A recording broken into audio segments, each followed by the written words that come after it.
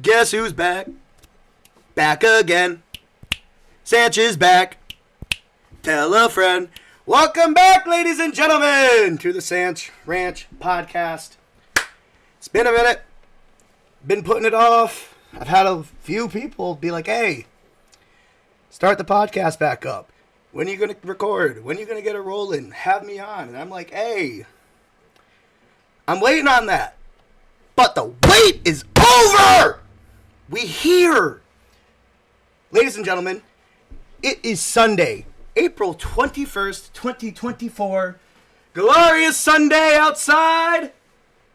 And we're here with my boy Griff. Say hello to the crowd. How's it going, everybody? We're here with my boy Michael.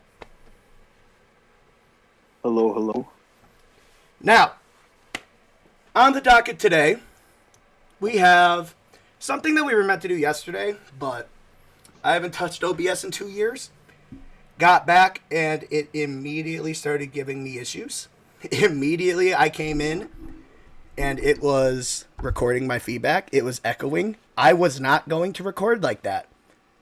Because I am not, for you people that are listening, going to put out garbage audio. I'm not. You might be able to hear a little fan in the background. I apologize. I'm going to try to figure out how to get that gone. But I'm not going to give you garbage audio. So, we got it fixed. We took a day. We're here. And yesterday, what we were meant to talk about was the Michigan spring game on our favorite holiday, that is 420. Mm-hmm. Great day for us all around. I guess we'll just get into it. How do we feel about the game overall, boys? I'll just open up the floor. Michael, send promising. I think it was quite promising. Talk to him. I mean, so with Sharon Moore taking the reins, I am not entirely against any of the coaching staff picks he's made. And watching him already coach how many games did we watch him coach? I want to say he had 4. He had 4. It started at 10, right? Yeah. Well, because Harbaugh coached the Michigan State game, didn't he? Yes. So then then we had the bye week, and then Penn State, Maryland, OSU, and then Harbaugh was back. And we also had Sharon for, I want to say it was Bowling Green. That sounds right to me. Yeah. So we've seen him, he got to coach a third of the season. He got a decent sample size. He got some good competition in there. Yeah. So we know he can coach a game. QB competition. We know Sharon can coach a game. We know that he can do all that. So the question is now, what's the rest of the roster going to look like? How are the rest of the coaches going to do with the, the talent that stayed, some of the talent coming in, the new recruits, and what's it going to look like on the field? And the most important position for that... Actually, sorry, hold on. I'm getting ahead of myself. I'm so sorry. Griff. I didn't give it to you. How do you feel? To piggyback off of Daniel, or not Daniel, excuse me. Yikes. Anyway. Your brain's in cook mode. Yeah, for real. I agree with him. What I've seen so far has been very promising. Coaching staff, I agree with Michael. Sharon is the lifeblood of this team, especially coming from the O-line. He's obviously good at what he does because, my opinion, the last 2 or 3 years he's been here, that O-line has been the lifeblood of this team, and that's a fact. Past that, though, same scheme, same schematics, same overall attack plan. The issue that I think we can all agree that we're going to find is who goes where and why and who we want on the field, especially at the quarterback position. It's not looking like as easy of a quarterback battle as we thought it was. It ain't J.J. McCarthy versus Jack Tuttle. No, it is not by any stretch of the imagination. It's weird because we have 2 actually really good quarterback prospects that are really genuinely similar in a lot of ways. And I'm assuming they're, just for the people listening, you're referring to Orgy and Davis, right? Davis, yes, sir. Yep, you got it. Warren. That's right, Mr. California Kid.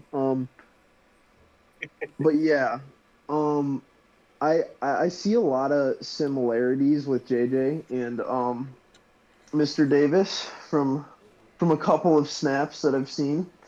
That being said, we can't take away the fact that Mr. Orgy, funny name, might be the next coming of Cam Newton. We're going to be So having we a lot of never. orgies and end zones. Yes, yeah, exactly. So I He think for is the the first build. first 8 games of the season, we're kind of gonna be going back and forth between QBs to see what fits best for the No. scheme. No way. Yes. No. I think we are going to have a quarterback by week 2. For sure. Who are you leaning on? So, Or towards? before we get to Well, that, I think it is going to be. fuck it, we'll just jump in. Go ahead, Sanchez. No, fuck it. I was just going to give my initial. I know exactly who I think it's going to be. I was going to give my thoughts, but It is I'll going just to give be- my thoughts as we're going through. So go ahead. I think Orgy is going to be the deciding factor as to whether or not he's going to be successful. Can he pull together his pass game in a reasonable amount of time, or Yes. is he going to drop the ball again and everyone's going to kind of lose faith in him and it's going to go directly to Warren every time? Is it going to end up being will- a McCarthy Warren is or going to a continue Milton? to play good, but Orgy has the potential to be better. Yes, higher upside. You know, I actually have a pretty good comparison for what I think we're currently in our QB situation. This is Cade versus JJ coming in to an extent, except Orgy's a couple years older than JJ was, obviously. But we have... Mm-hmm. Excuse me, sorry, I took a bite of a cookie thinking I'd have a little more time. What it will come down to is, do you want the quarterback that can sit in the pocket, get the ball to his playmakers, make the right read, or do you want the dude that can create a little more? Do you want the dude with some pizzazz? Do you want the dude who has a cannon for an arm? Do you want the dude who can... And some good feet. Yeah, do you want the dude that can look at two guys barreling down from each side, somehow make a move out, and pick up a first down with his feet? Yes. So, Why wouldn't we? I personally, and this is just me, because of where we're at currently, I think I would take the dude with the higher upside. Because, like, Jaden Daniels, Jesus. I wish. What's his? I'm sorry. I always blank on his first name. I know it's Davis. Is it Jaden Davis? Jaden Davis. Yes. Jaden Davis. Yes. Okay. I keep wanting to say Jaden Daniels. Jaden Davis, who? QB. The third. The For who? us brother, the California kid. No, that is Davis Warren. No, we have brother. We have 4 of them. Davis Warren or Dave. Jaden Jesus, Denegal? you got me fucking up Jaden now. Denegal? No. No. Davis, the quarterback, white. No, white no, man. I'm not referring to him. Who are you referring to? Jaden Davis, the dude that we just recruited. Oh, yes. The freshman. Yes. Yes. So he, good lord, I think he has the highest potential, but I also don't think that he's not ready to cook yet. Don't put him in the kitchen with a fucking chef hat and an apron. Nope. I agree. To me personally, Give him a couple plays in the first game, or if we're up a bunch. yeah, But well, I obviously, see Orgy kind of taking the reins from the start. I think it'll be close. Honestly, I did too. because I'm not even decided on who I think wins that quarterback battle between him and Warren. Orgy and Warren. I mean, Fair. I'm not 100% because Warren looked nice. He had some really nice throws down the field. One of them to I like Warren. who? Oh my lord, I'm blanking. I should have. Tominelli. Is that who the deep shot was? The underthrown one. I don't know. I don't think. No, I thought it wasn't a deep shot, but it was a good. So he had a couple balls that I'm thinking about. One of them to Frederick Moore, down the left sideline. That was nice. And then the other one was underthrown at just a titch. Kendrick Bell. That's who it was to. So he threw down again down the left sideline, which seems like he likes that spot. It honestly might have been the right placement. just from my first look, I thought it was a touch underthrown because obviously Bell had to turn around, find it in the air, locate it, and couldn't catch it in stride. But if he caught it in stride, he might have got killed by the safety. So it might have been perfect play. It honestly might have been a perfect throw, but it looked a titch underthrown. But the second touchdown to Frederick Moore, that was really nicely thrown. There was a little bit of cushion on the coverage, but it was nicely thrown. Orgy didn't have anything like that in my mind. He, in the first quarter especially, was very shoddy. Yep. I had a little bit of Joe Milton flashbacks just because he was able to run it in on the ground, but couldn't throw to a wide receiver standing still. But throughout the game, it looked like he got a little more confident when he actually came in. And then in the fourth quarter, excuse me, in the fourth quarter, he was dicing.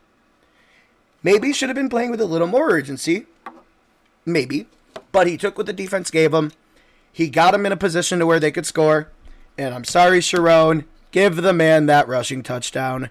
You knew damn well nobody was catching him. I don't care if he got touched with one hand on the hip. He's not getting brought down with that. Give the man the touchdown, and let's see. Because I'm thinking even from like rep situation, just give him the touchdown. Because you'll put your kickoff team out there. You'll see if they can get an extra or an onside kick. You'll see what they might look like, what they do. You can go back in the film room and study that and, point them out. And if they get it, you see what Davis does. Or not Davis. You see what Orgy does with that, time left down 3. I think it could have been a good coaching situation to see what you got. But, do what you got to do, I guess. Would have been interesting. I mean, it's always fun. It definitely would have made it more interesting. Big action. Well, and as the coach, you can rep it during camp. You can rep it during practice. You have special team segments sprinkled in throughout the week. But what better way to really feel what's going to happen on an onside kick than during a game? And your players don't want to lose to the other team. That team has bragging rights on them all year. No. They don't want to lose to them. Yeah. They want to play it out instead of being like, oh, we lost the spring game. Yeah. Because they will be dogged on. Yeah. It's and the competition is healthy. This is how you get a spot. Look at hip-hop. That's right. We're not going to talk much about it because we could go. That could be an hour and a half segment on its own. That's a whole nother podcast. Oh. Quite literally a can of worms. We're waiting on you, Kendrick. That's all. We're waiting on you. But no, that shit's competitive. And when you have the competitive juices going, you're going to see really, who's going to execute well. And I understand. Yes. It's just an onside kick. But you don't know, what's going to happen when you might need that onside. And that one extra rep, that one extra moment to see how your players are going to do with it in a live moment rather than practice is pretty nice. Because you'll see if the players, because let's be real. When they rep it in the offseason, you'll know how to coach them for the rest of the season for that moment. Yes, and you'll be able to see what they do the first time around doing it on your team, and if they already know how you want it done, or if you need to kind of bring them along a little bit and be like, hey, do it this way. I want you to take this angle when the ball's here. Yeah. I want you to do this when you see the ball bounce and ricochet like that. These are crucial things that practice can't really show. We just spent 5 minutes talking about the importance of an onside kick, but it's real. That little shit's important. Yeah. Yep. It's not even about the onside kick. It's about the rep. Kawhi Leonard is out for game 1. Sorry, I didn't mean to interrupt there. That just came up on my phone, though. Kawhi Leonard is out for game 1 against the Mavericks. Good fucking Lord. That's so interesting. Bro, why can't you stay healthy in the playoffs? Kawhi Leonard moment. It's just not his thing, man. One of my favorite players in the league when he's healthy, and he's... Oh, my God, I'm going to cry. All right. Throw back to that San Antonio run, anyway. Bro, throw back to last year. He had... Did the Clippers play... Why am I blanking on who the Clippers played in the first round? Was it the Suns? Oh, yeah, it was the Suns.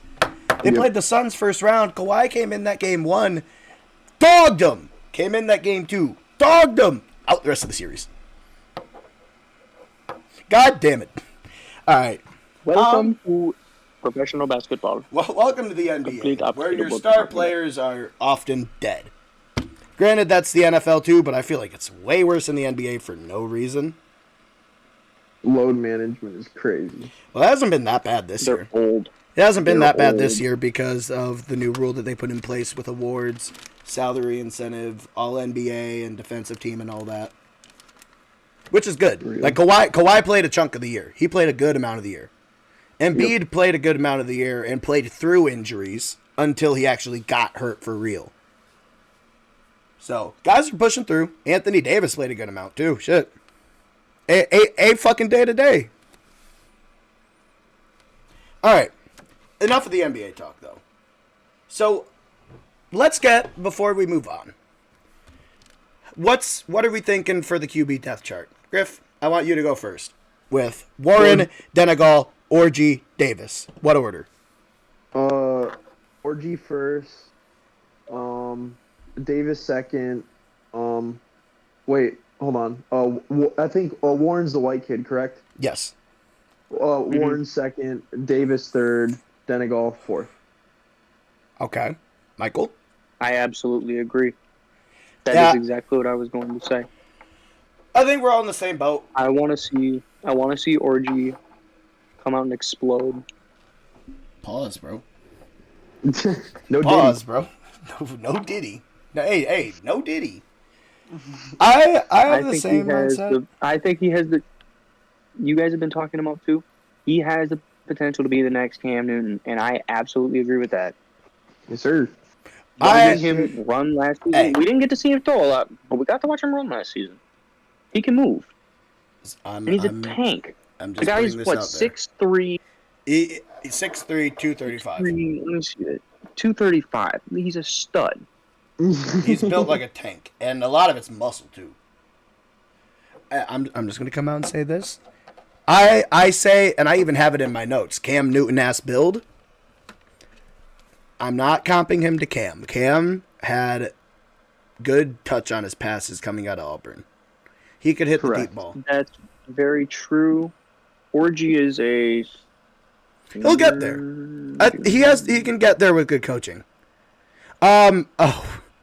Just yes. before So we he's got move on as time. well, Warren out. So I just want to touch on a few of the notes I had, just because I didn't.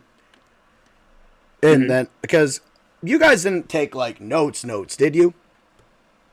I have a handful. Okay, I took like notes. We can always edit this out in post. No, nothing gets edited out. This is raw. I don't give a shit.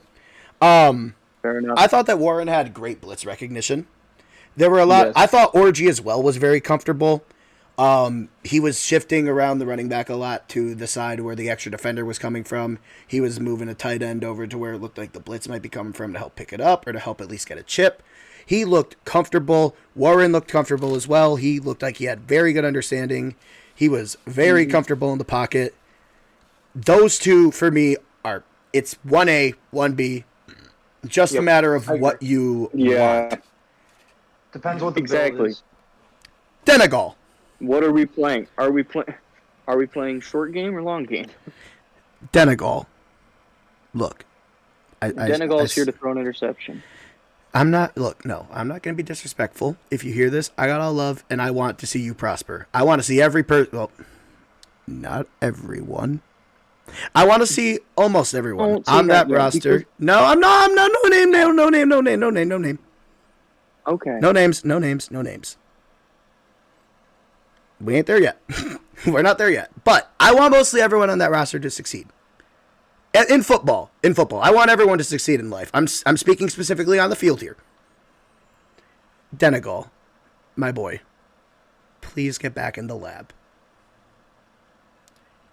Because what were some of those throws? You had that one throw on the on your right sideline that I don't know what you saw. I would really like to see like a helmet camera and all 22 on that. But bro was standing right there the entire time, and you threw directly to him. There was a play right before that where you nearly threw the pick. There was... To be honest, it looked like me playing Madden last night. It looked like both of us playing Madden. There was another one where you threw it to the dude sitting in coverage and you missed your receiver by like 4 years. And I know you know all this. You're seeing the film. All that. I'm watching it right now. There was literally as you're talking. There was another one, I want to say during the third quarter, where you threw it like directly into his chest, 4 yards off the intended target because he was kind of sitting in zone. He dropped it. But you need to get back in the lab. I want you to do well. I do.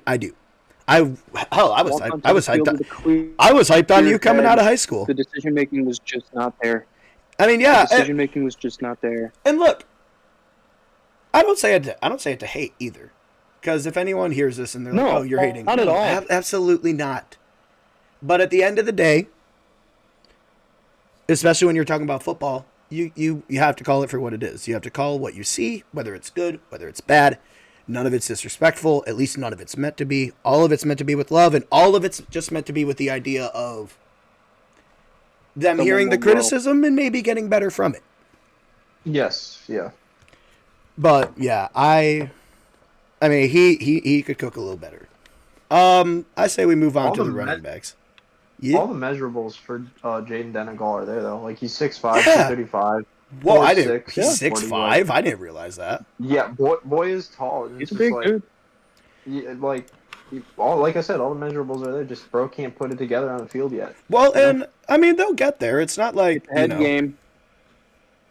I mean, yeah, it is. It's mental. We've seen it with a lot of quarterbacks in the league.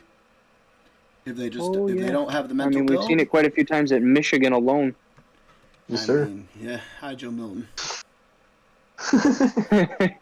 Just hold on. I'm putting this. I am could have put it together here. I liked him. I'm putting this out there on video now, in case this happens. I've been saying it, and I think I was one of the first. I think I was one of the first people really saying this, and most of the people I've said it to agree. Joe Milton has the potential to legitimately be out of the league in 2 years. But he also has the potential with the right coaching to be neck and neck with Pat Mahomes. Correct. And I'm just putting this out there because if he gets to the point where he's like top 3 in the league, I want my respect for calling it because I'm going to say I predicted it and people are going to say bullshit. Look at Joe Milton coming out of college. There's no way. Yes, I did. Because I was high on him at Michigan, too. He's got an arm to throw over Everest. But his accuracy couldn't hit the wide side of the Pacific Ocean half the time. I have a dream that Joe Milton can read a safety coming down. I have a dream that Joe Milton can make a touch pass past 40 yards. Like, that's basically what it is. That's literally what it is. like especially watching his tape, like you called it, Sanch. Like, bro has a cannon. He can move. He's got all the tools. Yeah, he got all the tools in the world, and like the talent. Most of it is just like, bro, learn how to throw a good touch pass, post 35 yards on like a post route or just a vert. Learn how to work a little more in the middle of the field too. Yes. Yep, I agree. That's crucial for a lot of quarterbacks, and there's a good amount of offenses that don't utilize the middle of the field, and I personally don't understand it. Especially if you of West Coast offenses, just in general. Yeah, but like, and I don't even agree with that take completely. But that's just what has happened to the game over the last 10 years. Like sideline to sideline offenses have just gotten so popular, you know. Well, hey, run it sideline to sideline, but don't just ignore the middle. Yes. Yeah, I agree. The only thing popping up in my mind, and I honestly might toss it on screen, depending on when I want to upload this, but all I'm thinking of is that screenshot of Kenny Pickett with, oh my God, Matt Canada into the passing chart. Just all down the left and right sideline with like one in the middle of the field. It makes and that was because Pickett went off script. Talking about. Yep. Yeah. Yes. Yeah. Oh my god. All right, let's transition away from quarterbacks for a little bit because we could probably legitimately go for forever. I want to talk about the running backs real quick. So, actually, because we didn't touch on this either. Just a little schematic conversation with the offense. And I know we all agree because we talked about it a little bit before recording. I'm shocked how little it looked difference-wise. Like, that's my first tell to me that Harbaugh really had a little control in the offense last year. Yeah. There was little change. I saw little formationally that changed. We came out, and there was a lot of shifting. The first play of the game, we went 5 wide and shifted into a 2 tight end set with a running back in the backfield. Yep. So much pre-snap candy, dude. So much. Not mad at it. I love it. One bit. I love it. Yeah, same. Yeah, same. it was I'm super It happy. was fun to watch. And I saw a very Something good you don't balance, see- too. Agreed. Well, Something no, that you didn't see in a Harbaugh offense. Yes, a lot of pre-snap motion. But What makes me sorry to interject, Sanch. No, go ahead. What makes me happy too is, especially on that point, is like that tool alone, pre-snap candy, motioning out wides, bringing him back to 2 tight ends, like leaving someone in the slot and then moving the line around a lot. Like, if you look at Kansas last year, that's literally what made their football program relevant again, and that is a fact. Like, so now that we're adding that to our scheme, which already was proven to work pretty fucking well over the last 2 or 3 years, I'm happy. I'm a very happy boy. We're just going to confuse the fuck out of everybody. We don't even have to look out wide for how it looks. We don't even have to look out wide. Like, in the country. Look in the state. Right. I almost said Aaron Glenn. I'm not complimenting that man. No. Ben Johnson does this stuff all the time where he'll come out in, like, pistol or something like that. Pistol with a tight end off the line, fullback in the backfield, running back, and he'll, shift one of the fullback out wide, and he'll tell the tight end to move out again. And they'll be looking at that. Or he'll come out with, like, some personnel group that's like, we got the smallest, or like, we got the biggest group of people out here on the field, but they're lining up in 5 wide. Or, oh shit, we got 5 wide receivers, but 2 of them are in the backfield. What? Yep. Yes. Yeah. Like, it's that creative stuff that throws a defense off, and I love seeing more of it. We're seeing more of it. Now, a lot of it did kind of chill out a little bit in the second half from what I saw. And kind of in the second quarter, too. I don't think they wanted to give away too much. They just wanted to show, hey, we're going to be doing some of this. And I love it. Gives us a lot to look forward to. It was a nice little taste. I also thought, like, I said it was balanced, too. I don't think it was that balanced necessarily pass to run-wise. But I thought it was balanced in the sense of that they were running what was working, and they also knew when to run something different. Yes, and take a chance. It almost, which is so confusing, because when Sharon was running the show last year, it felt like he didn't ever, like, we saw this pissed me off to the highest of degree. It was the most simple football you could imagine. And we somehow ran no play action. We somehow ran no play action with the most dominant run game and one of the best play action quarterbacks in college. Yes. Interesting decision, but it somehow worked, Sharon. You had me sweating bullets. Sharon, if you somehow hear this, I was the one that yelled at you during the parade to run more fucking different things. Thank you. From me to you, thank you for taking my advice. Oh my God. I remember when we were watching the Penn State game when he, like, took over for real for the first time. And, like, we were biting our nails for all first half, basically. And then eventually we just started smash-mouthing them for the rest of the game. Like, they knew exactly what we were going to run, but we still ran it straight down their throat. And I've never been so much, like, so happy and, like, relieved in my life because it's just like, oh, he's about to lean on, like, the strongest foundation we have in this scheme, and that's our fucking run game. We basically didn't need to do any sweating when it came to pass work because when we did throw a pass, which was rarely. They didn't expect it because everyone was stacking the box for a run. Well, incorrect. When they didn't, it wasn't that they didn't expect it or anything. When we ran a pass, we literally had no time to even read anything. There was nothing to develop. Yep, correct. Yeah, that's a better way to put it. I agree. I agree. This man, JJ, took the snap. If he took it in single back and ran play action, he would literally take the snap, fake the handoff, set to look, and he'd have 1 second before he has to run for his life. It was that quick that the pressure was getting home. So I understand why he did it. I'm saying outside of that game, because even like OSU, I didn't think that there was enough different play calls. I didn't think that there was enough variety in there. But again, this is just me personally. I like running damn near a 50-50 balanced offense. Same. I agree. But personal preference. I understand it to an extent, but Michigan has always been a run-heavy school. And when you have Blake Corum, I get it. No, like I said, I do hear it. I'm just because it was more like, and I didn't really think this last year, but you need to show a little more on tape just so that teams kind of like have it in the back of their minds so that you could pull it out and trick them with it.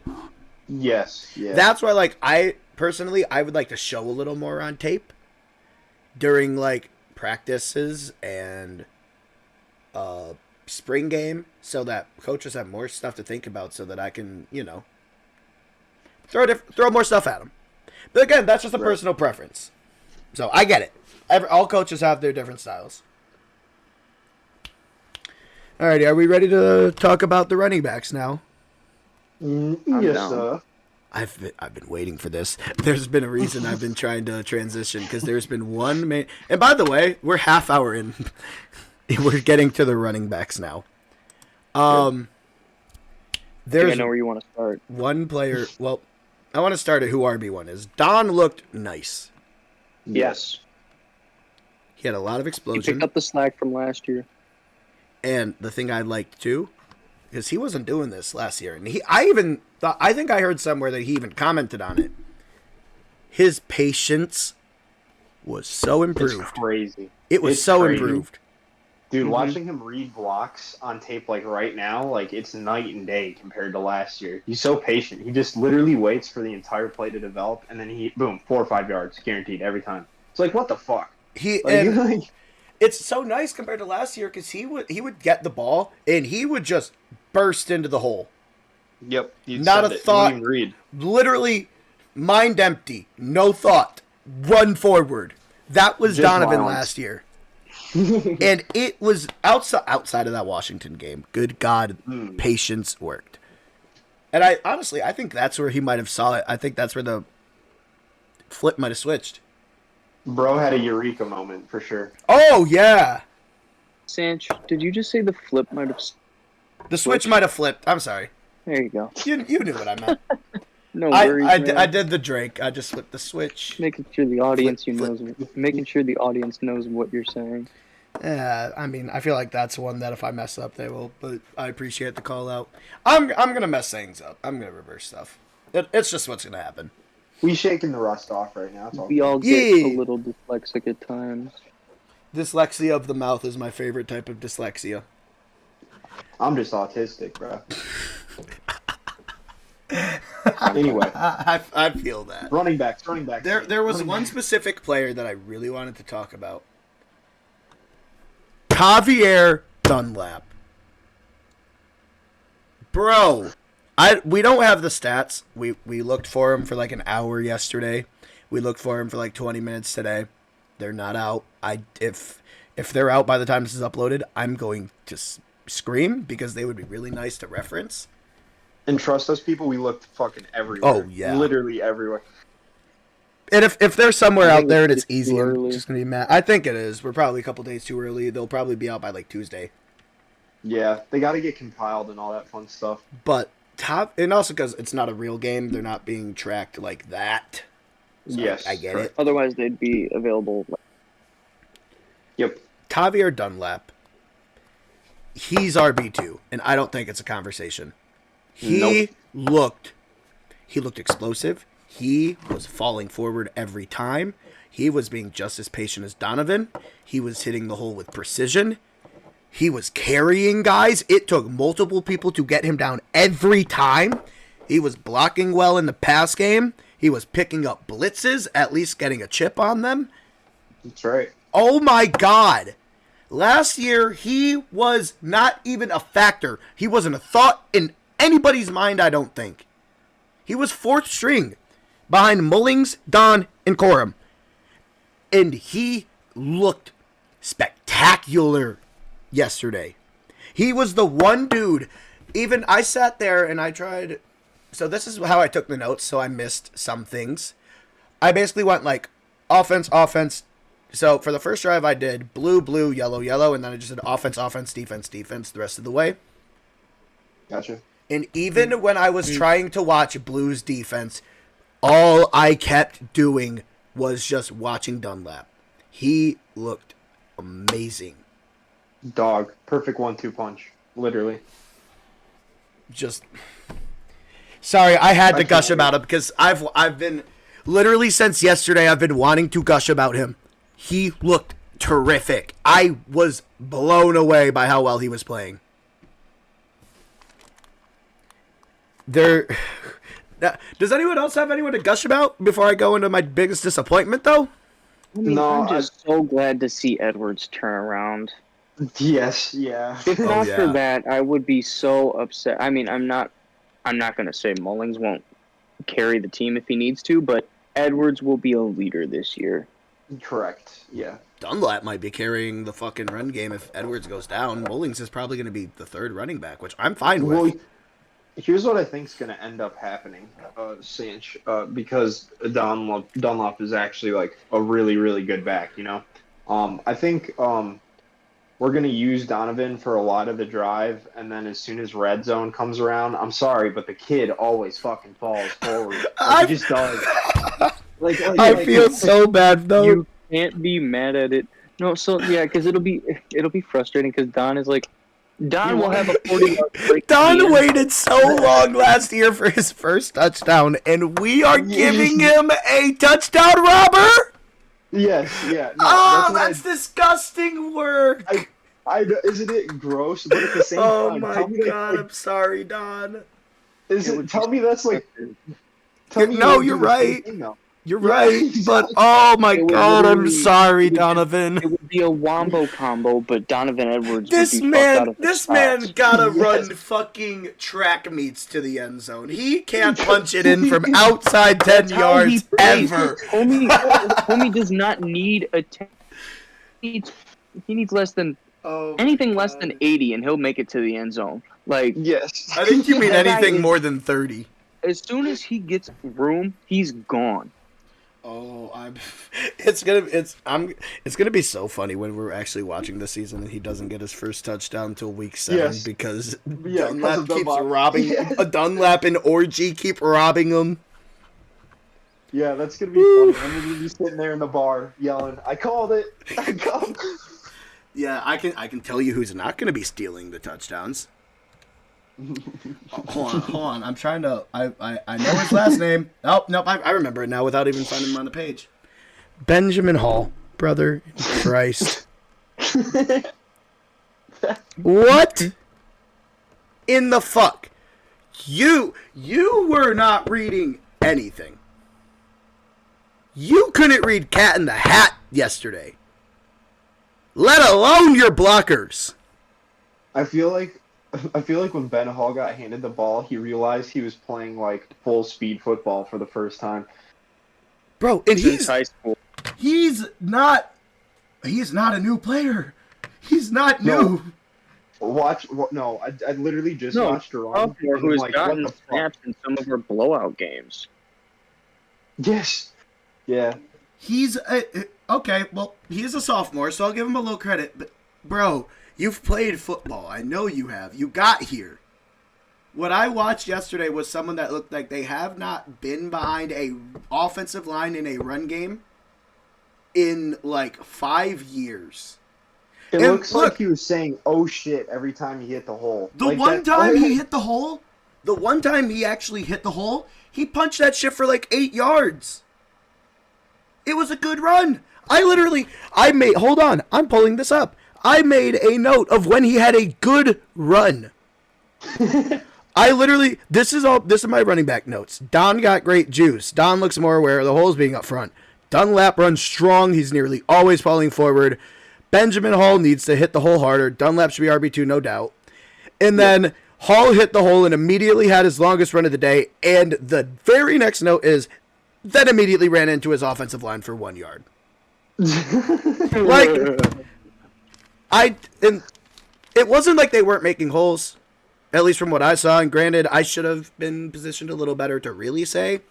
I made the mistake of sitting on the 50, and I knew I was doing this. I should have sat end zone view to get a better angle to really break down offensive and defensive line. So, just podcaster admittance, that's my bad. But from what I saw, they were making holes, they were creating space, they were getting run lanes. Not every time, but enough to where you should have had more than 1 or 2 runs of 4+. Yes. Yeah. So, get back in the lab. At least. You and Denegal can do some cooking. Go on Chef Apprentice or something.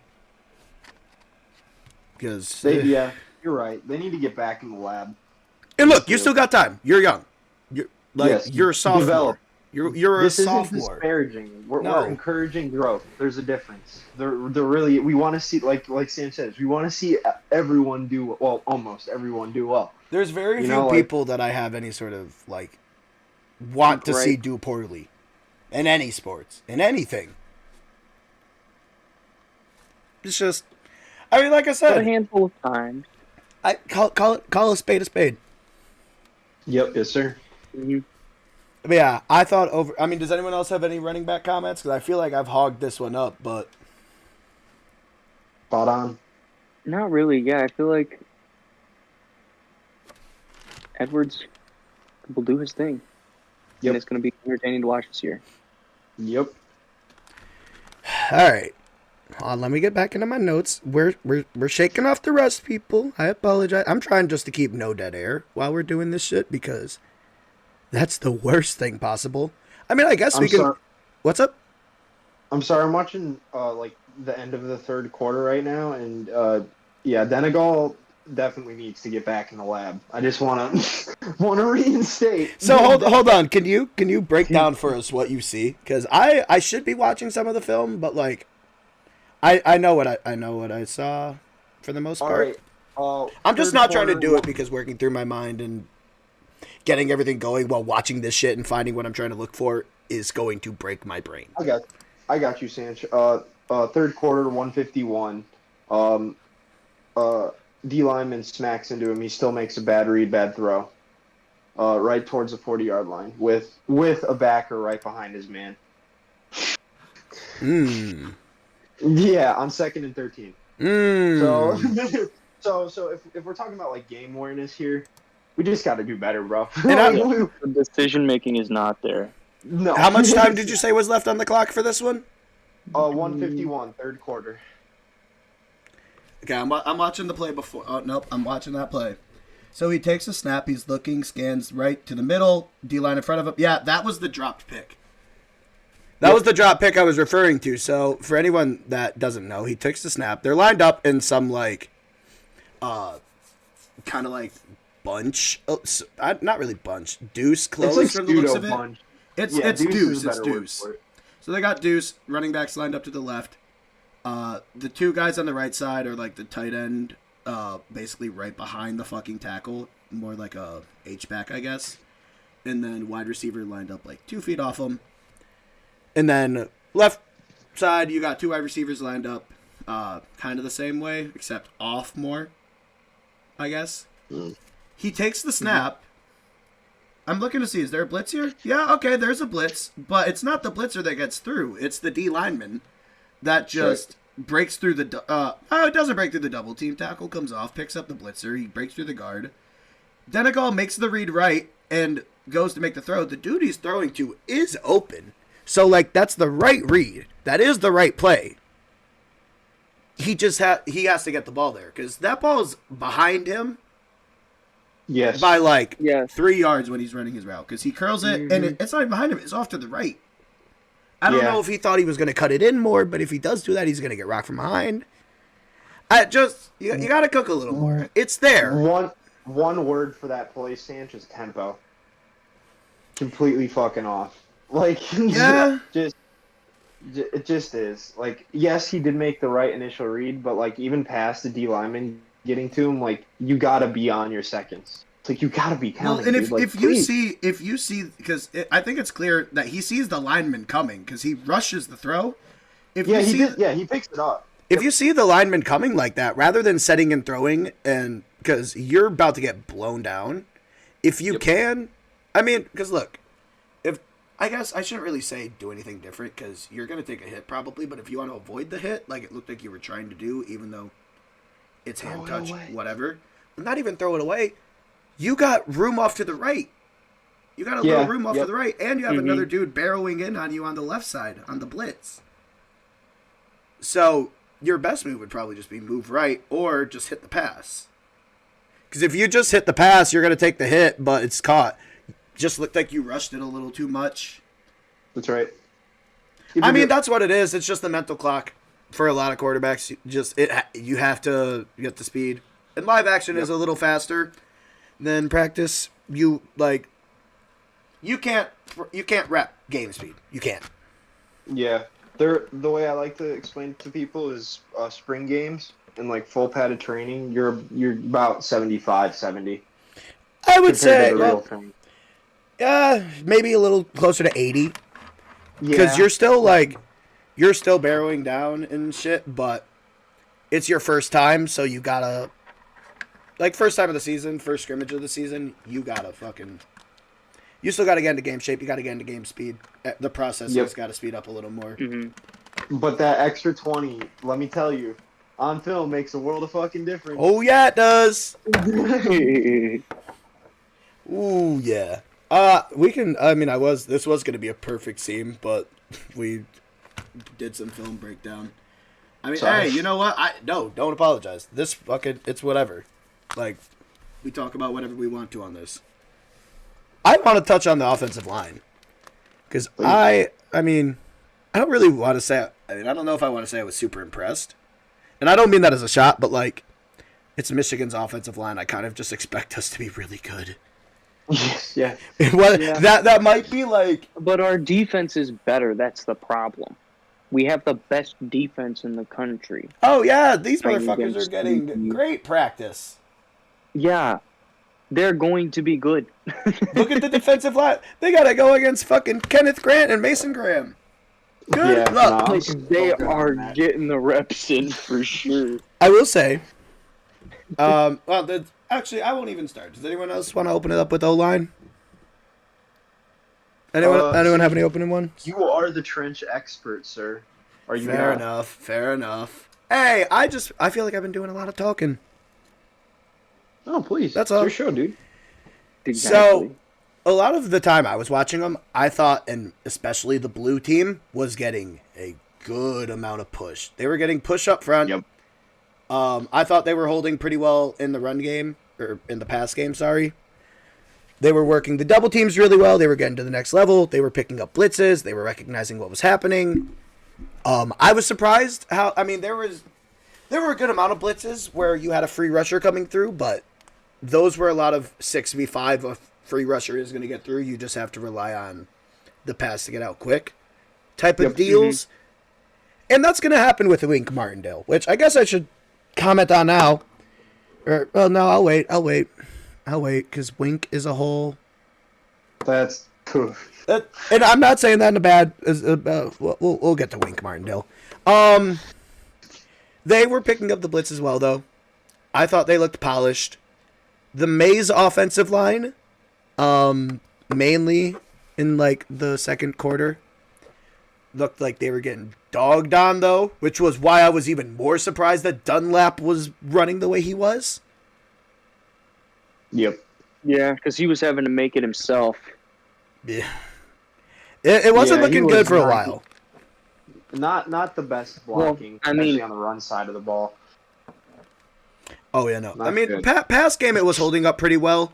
I honestly think that's more a effect of the defense being so good and being so aggressive that, you know, O-line's not going to be able to hold the entire time. And if the defensive line's that good and your offensive line is like the second or third string, you're not going to get that kind of push. Yep. Mm-hmm. But it was just a comment that I had to make because, I mean, these guys are going to potentially see playing time at some point. So, Right. Yeah. they got to be able to hold. No, I would assume they will. They definitely will in murder games. Yeah. Fresno. I mean, And we're probably gonna have a few of. I don't think we will. Are we trying to talk about next season's schedule? I mean, we can real quick. I was literally just pulling it up since we're on the topic of murder games. I think we're gonna have maybe 4 or 5, Yeah. but that's like a fat maybe. Fresno State's a solid team. A lot of Michigan fans think Fresno State's gonna be a walk in the park. Nope. No. No. By No. no stretch of the imagination is that a pushover football team. They've Especially got- if you watch any tape last year. They've got very good coaching all around. Their offense is schematically very solid. Yes. And- Some of their play call too and redirection is dirty. It's gross. Yeah. Yeah, it's gross. Fresno. I don't think they're gonna be easy. I think we beat them, obviously, but like I don't So think you're it's gonna gonna be be a lot no. closer than It's people. not gonna be no walk in the They will park. give us a competitive game of football. You Yes, you I want to agree. talk about a competitive game of football too? The week after that, Who's next? noon kickoff, which After Fresno, I think that this game should be a night game. Personally, if this one the isn't, Texas dude, that's Texas- a good night game. I mean I see a lot The of only people. reason they're not going to do that is because Texas is Central Time. Well, Yes. I mean, hey, their school's gonna fucking hate it. Actually, no, they won't. I think they would prefer to play a night game. We'll get to that. I'll crown the game. I think should be a night game. Actually, when we get there, Texas and Michigan will be had fun? Question mark. No, Ann Arbor is going to be on fire. If you see any of us downtown, we're most likely under the influence. I will be high. That will be a free for all game. Mm-hmm. It just will be. Like One of my besties might be here for the fucking game. I think it will Sarah, be yep. one of those games where the Don shows out. Yes. I'm not gonna I think- lie. Texas scares me a little bit. Texas yeah. scares me a That's- lot. Not a little That bit. game where our schedule is by no means a walk on the park. Oh no. We have some tough games this year. Especially at the beginning of the fucking season, which is a scary part. Middle. Honestly, we have tough games sprinkled on the Dude, whole fucking Michigan thing. has never been a beginning of the season team. Yes, and that's why I'm. I hate to Texas. say it, Appalachia State. Oh, God. Utah in Harbaugh's debut year. Utah. Yep. I mean, shit. Most of Harbaugh. Well, no, we won Wake most of Harbaugh's Forest, games. wasn't that one of them? When the fuck was that? I have no recollection of This playing was Wake like- Forest. Oh God. If this is pre 2011, I wasn't watching. Pretty sure. Ooh, that might be right on the cusp, Michael. If I'm honest. Because 2011, we opened with Notre Dame. I know that. God damn. That was my first game. That was my first game I ever watched. Maybe I'm wrong. I don't know if that. Yeah, no, we UCF. we have played them. Yeah. UCF. We had a close game against UCF. Thank you. Close game against UConn. There was one When- in that first game 5-0 of the season. that we lost. It was on the same plane as it was. I think it was either Rich Rod or Hoke era.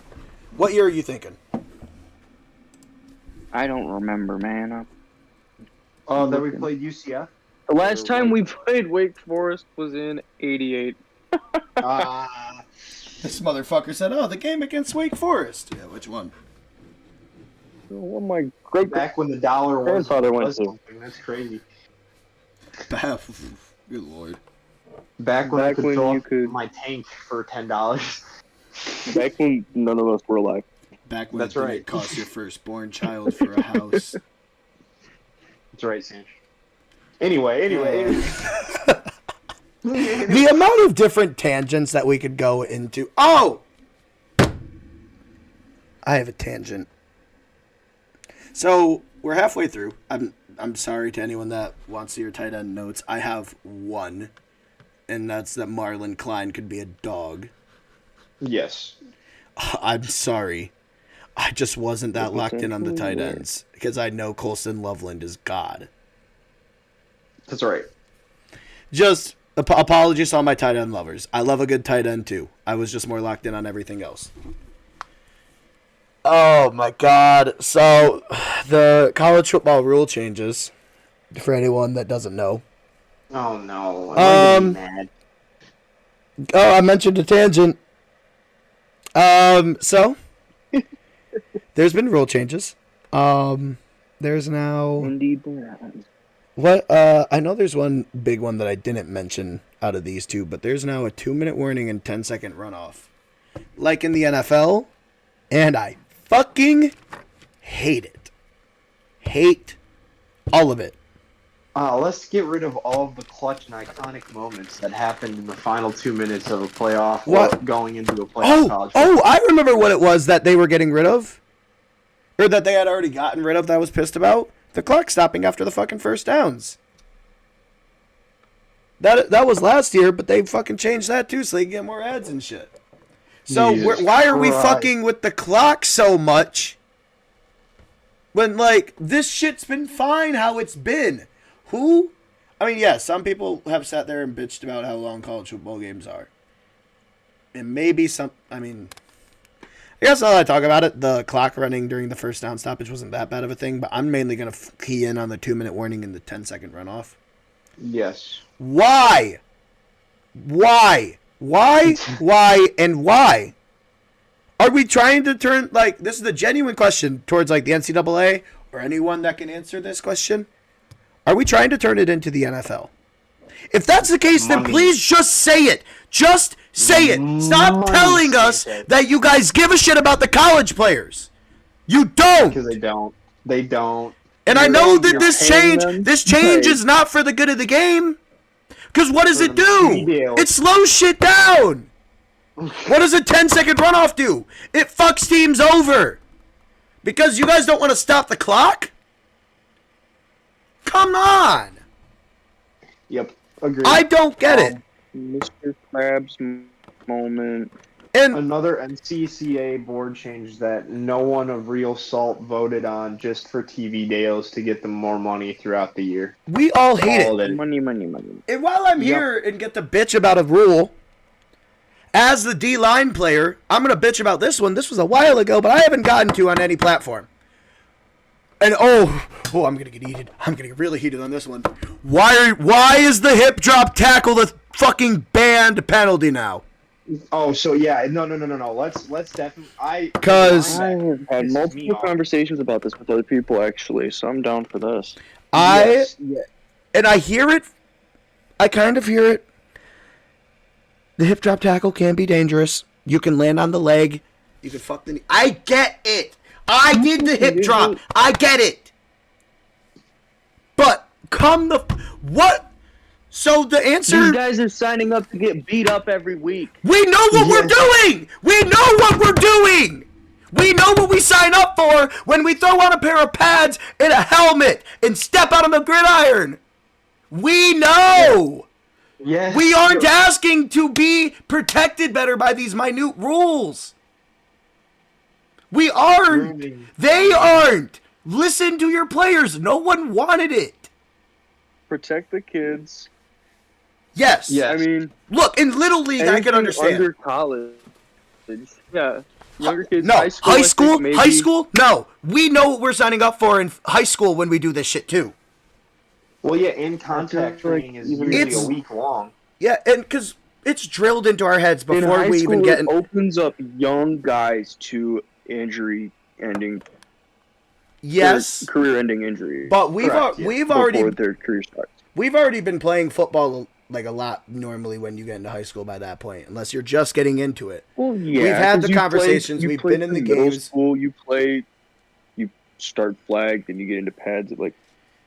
I mean... 4th or 5th grade, like... You understand, even at that young age, though, that, like, you know it can happen on the field. You see it at that age. And even when a lot of us see it, we still understand that, like, yeah, that could be us. We don't care, though, because we love the sport. Mm-hmm. And we don't want the rules to change, because then what you're doing is you're making our life harder. You're making our job harder for no reason. And I'm speaking as, like, the defensive point of view. I played defensive line. Yeah. You ask a certain bitch. I didn't play. Correct. But I was on the I was on a team for 7 years. I went through 7 years of practice. I went through 6 two-a-days. The only time I didn't was when I was tempted to quit and had. And I'm glad I went back. But I've went through this shit. So I feel I can speak on it a little bit.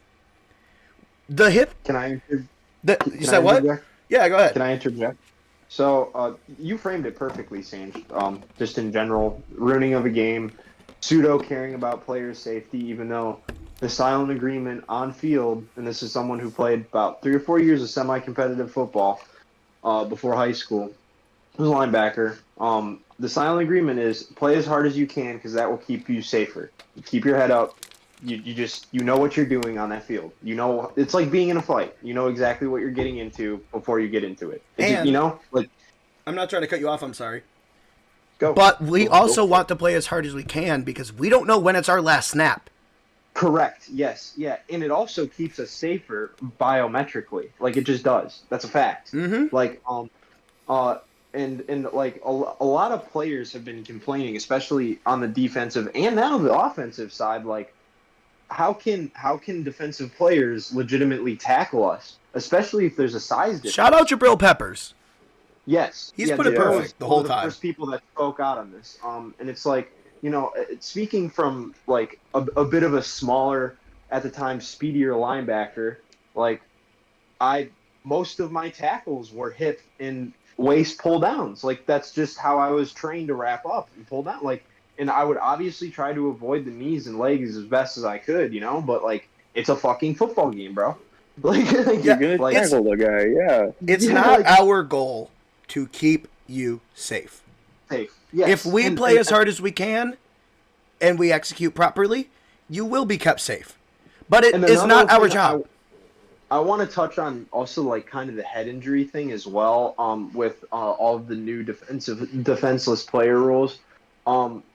There's a lot of pushback in that quietly at the NFL Players Association level, because a couple people view the low straight-on tackle more detriment to careers because of the leg breaks that we saw, like, from Nick Chubb and shit like that happen. Hawkinson.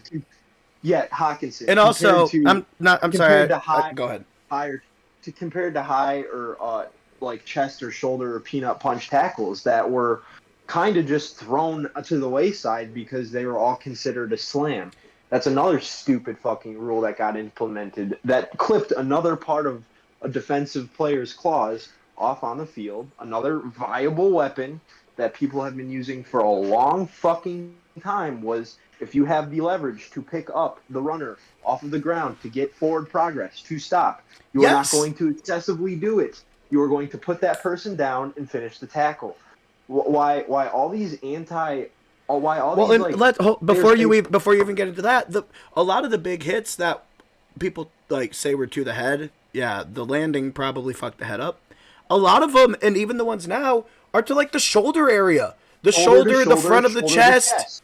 Yep, that's entirely legal, but those hits are taken out now because they look too bad. When they're not. Like, they're really not. They're not. They're not at all. Like, you can ask any offensive player this, like, would you rather be chopped or would you rather have a good shoulder-to-shoulder tackle that hurt a little bit after the play? They're all going to say shoulder-to-shoulder. Yes. Every single one. And just to, like, completely finish this point in a little bow, with the head injury stuff specifically, I agree with I'd say most rule changes post or before 2015, 2016, because that's when some of these rules changes started getting excessive and just started outright favoring offense. What is the catch? Yeah, right. Exactly, Sanch. And it's just like, how do we expect our athletes, especially on the defensive side of the ball, especially in my experience, corners and deep backs, how are they going to tackle That someone shit's like so Derrick Henry? hard. Yeah, how are you going to tackle someone like Derrick Henry or another big runner? I'll of tell like you the how. same? You kill them. You pull a gun out and shoot them. That's literally all you can do. No, now. That's no, so stupid. there's a way. A lot of people aren't going to like it, though. The chop. The hit to the knee. It's going to Yep, be more yeah, prevalent. Yes, That shit that It's just people gonna were get worse. bitching. That is the career-ending injury. Yes, The shit yeah, that people were saying Minka Fitzpatrick was a dirty player for doing to Nick Chubb, and the thing that people swear that Kirby Joseph is a dirty player for, he's not, by the way. That shit is going to be the new norm. It will be. I promise you guys. That's what the new norm's going to be, is people getting hit in the knees, people getting hit below the waist. Because also, that's what you're coached to do as a smaller player, is either grab them by the hips and pull them down, or don't let go, or chop them low. Because what the fuck are you going to do if goddamn Kyle Pitts gets the ball and you're sitting there as Minka Fitzpatrick in the open field? What are you going to do? And another thing, Sanchez, is like, we were talking about the shoulder tackle being taken away from the game. When you were a smaller back, I can literally speak from experience on this. A lot of the ways I made my bigger plays was I was able to read, I was able to create a good angle and close out on a good tackle that got the ball loose. Mm-hmm. And there's none of that anymore. That's a whole subset of the game that just got destroyed, and that's what made a lot of defense so entertaining and fun to play. I'll give you the other side. I can give you the other side to that too. As opposed to the smaller, shiftier player, I'm small. Yeah, I'm small in height. I'm not a smaller player though. I was not a smaller player. I'm a heavy boy. But as a smaller in height, Short, heavier player that is not that fast, a lot of the ways I did my work, if I wasn't meeting someone directly in the hole, and even when I was meeting them in the hole,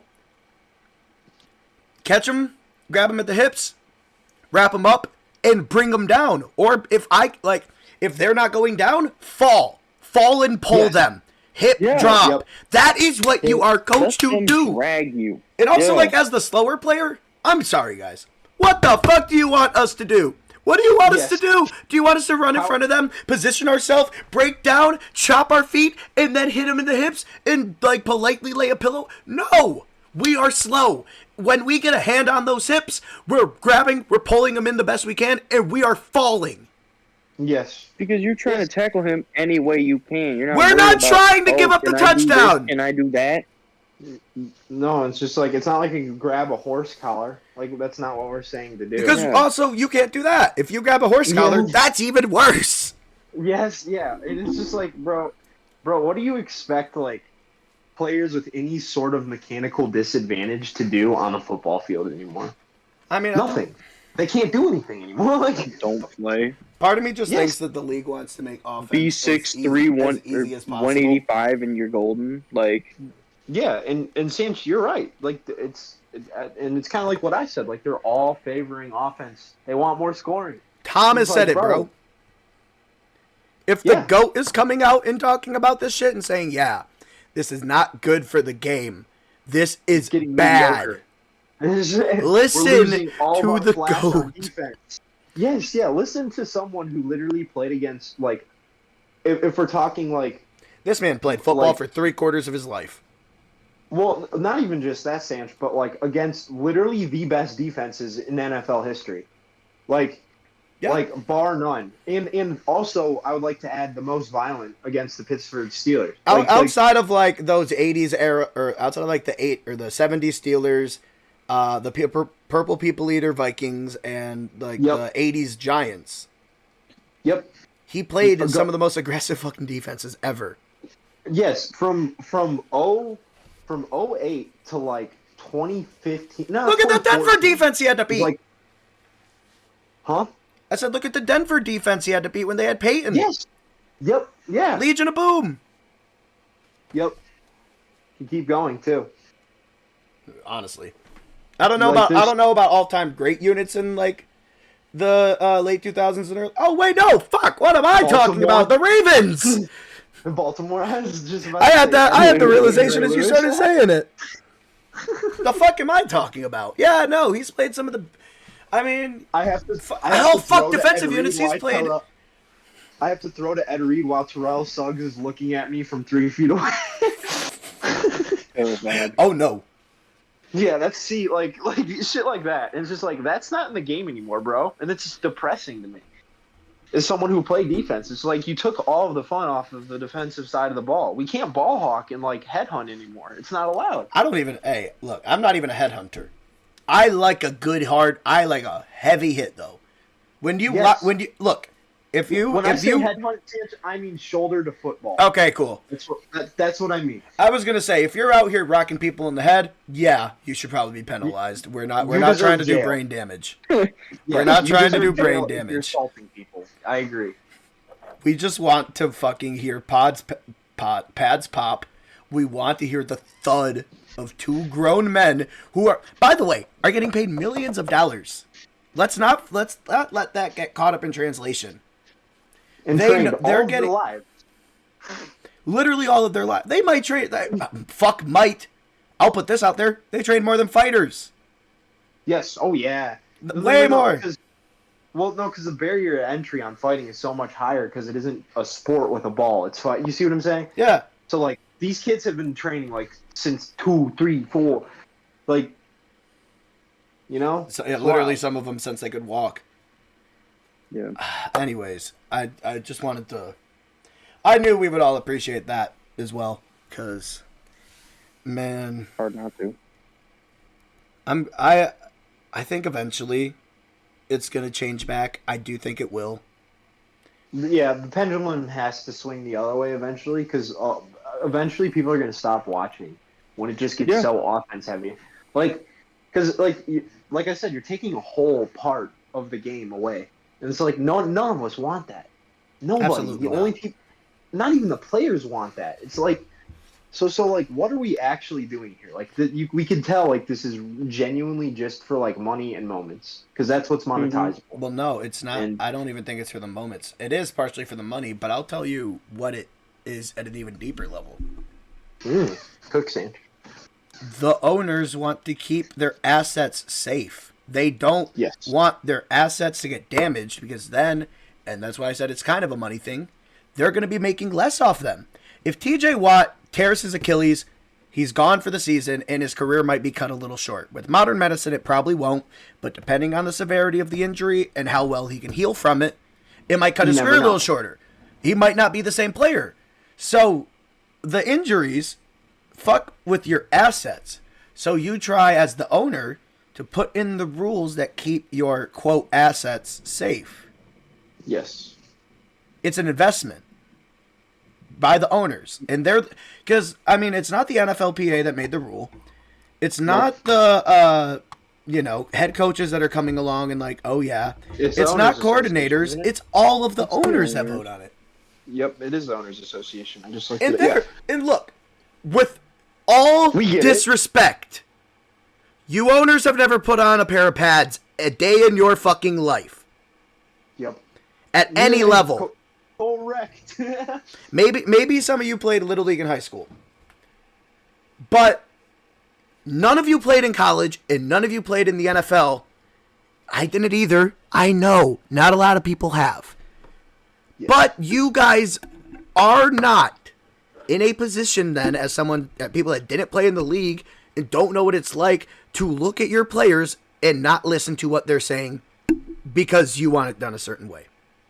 Yes. Period. That's not how shit should work.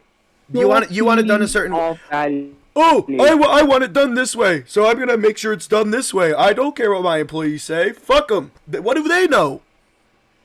Sounds like any corporation ever. Like, come on. Well, and also, I want to throw this out there, Sanch. You could free to tell me like, no, that's not how this is gonna work, or it's just not how it's set up. But like, if these offensive like rule changes keep happening, or in the favor of the offense, it's like, aren't we gonna just devalue like contract wise the whole defensive side of the football field? Yes, man, we've gotten there. Yes. We are there. I just wanted to give 'Cause- a little litmus test because I just seeing this constantly. Fans just, the last 8 years, if you'll notice, new fans over the last 8 years don't like defense. They don't like defensive games. They don't like low scoring. They don't like, low yardage games. They like the shit to be fast paced. They like the scoring. They like the explosive plays. So the NFL is trying to cater to that. And what it does is it destroys the integrity of defense. and the game in general. It especially does it in the fans' eyes. Yep. I'll say this. I think it's the minority, though, that don't like defense. They're just the louder minority. So they're the people. Yes. They're the people that were saying the Rams Patriots Super Bowl was dog shit. Ever. They're the people that are saying the Rams Patriots Super Bowl was dog shit, and that the Eagles Patriots is the best one ever. Eagles Patriots is a great Super Bowl, but Rams Patriots is also a great Super Bowl.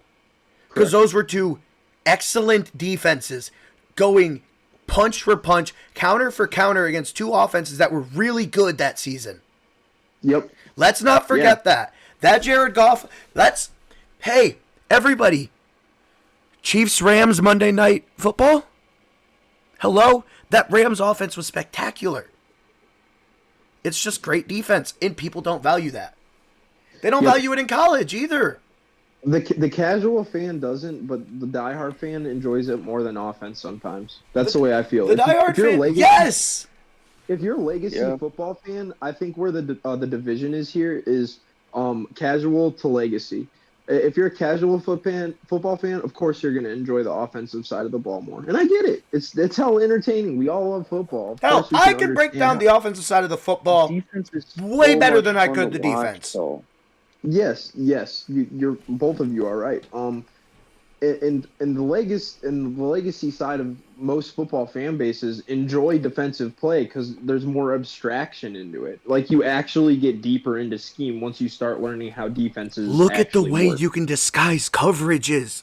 Yes, it's endless. That's endless. Just the thing is people. And that's just the beginning. That is just the beginning. And then you get to learn about presses and coverages and shells stunts and all that fun and good stuff. Yep, stunts, twists, different fucking things you like to do up front. Fucking tuck both your defensive tackles outside and have your DNs cutting under them. Have that type of shit. Have a corner. Oh my god! When you dig into the shit, it's so fun. It is so fun. Contains. It's so sick. Like. And having like a whole sect of football fans in general just kind of neglect that because they're casual makes me sad because like you'll enjoy the game so much more if you just put like 20 or 30 minutes into understanding the defensive side of the ball. That's all it takes. I have a simple way to put it. Shoot. In the words of the homeboy Kenny Beecham, enjoy football. Yes. Just enjoy, because look, and I'm a hater too. I'll admit I'm a hater. I am a Chiefs hater. But we need to appreciate greatness a little more. Yep. Not a lot of people appreciated Tom. No one appreciated Tom because he ran the league, and I get it. I get it. He probably fucked your team up. I had to love for Tom because I'm a Michigan fan, and really, what did he ever do to me? What did he ever do to the Lions? Nothing. We weren't shit. So I was able to sit back and appreciate the greatness. But it feels weird that, like, it's a lot more common that you're going to find a fan out there who, at the first moment, would shit on something rather than, like, praising the good side of it.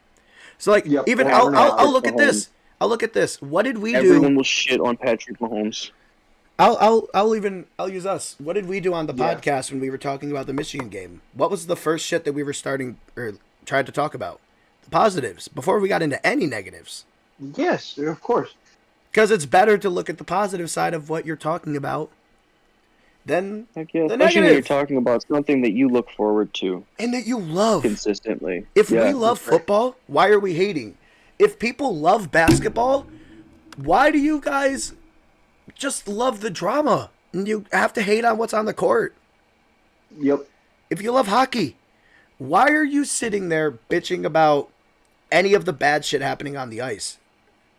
Or more of the bad than the great hockey being played. Just enjoy it. I think people just need to enjoy life a little more in general. And it is a lot like a mindset thing, but yeesh. Real. Michael, that's all I cook got. a bit.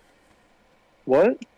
Michael, you need to cook a bit. You've been too quiet. Cook something up. Dude, I'm just thinking I was gonna say Sanchez turned it into a philosopher, but Y'all know I've have a pretty. But you guys were talking about playing football, and I personally have zero experience playing football, but I have all experience watching football. I've been watching football since I was not able to remember watching football. That's right. Playing it just gives a weird sort of different plane that you can sit back and look at it from.